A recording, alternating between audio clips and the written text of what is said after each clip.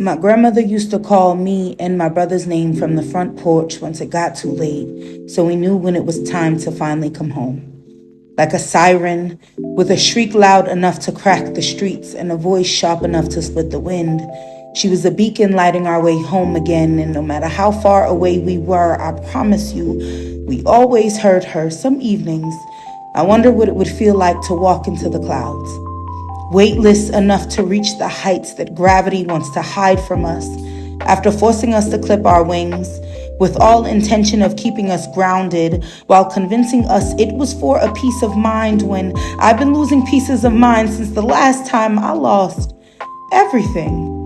Now I have to get used to being on my own, and it's giving my mind too much time to wander. For instance, my apartment is just high enough that if you lay on the bed, heavy from the parts of the day too confusing to process, while staring out the window, walking across the horizon is convincing enough to make you believe that if you wanted to, you could chase the sunset. And I've never wanted to chase anything else, but the orange hues that blend into the distance seem worthy of all that effort, and I wonder if I will see her there, on the other side, resting in a recliner so relaxed it could bend reality, all because she believed the exact same thing I did. I'm just like her, stubborn as hell, but there's so much more I wanted to tell her. Things I wanted us to see together, but it seems the universe just couldn't mind their fucking business. I'm all alone now, and I don't want to hear the chorus of companions shouting in the distance, singing ballads like I'm not already a part of the choir when she was the last of those who actually knew me. And the first saw how hard I fought to get here and listened to me write the stories, heard my heart break every time my pencil did and no one else could hear it.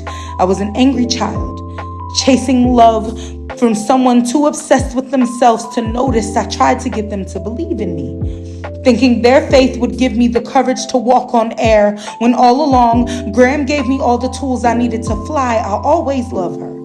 Stored the stories she told us in the creases of my skin. Now my body is a roadmap of the fairy tales we'd frequent, and my dreams are so much easier to remember. But I have no sense of direction. It makes sense. I'm always getting lost, but that never really mattered to me when I knew I'd hear her calling me from the porch. How am I supposed to find my way back home when there's no longer a home to go back to? All that's left are a life of memories, knowledge I'd soon forget the details, and that's not enough for me to hold on to when all I want is her, my hands still reaching, begging the veins in hers to continue with their chronicles. No, there was so much more they needed to say. My thumb still seeking to read them like Braille, then translate them into poetry so I could whisper it in the breeze, hoping it meets with her voice in the distance. You know, I can't recall a time when I wasn't summoned by the crack of her voice, beckoned by the boom in her belly. Even New York streetlights woke up when she called, lighting our whole way back to her. I thought she'd always be sitting there waiting for us, too stubborn to actually go inside. So when I miss her, I stand on my balcony, begging the wind to shut up for a second just to see if I could still hear Gram calling our name.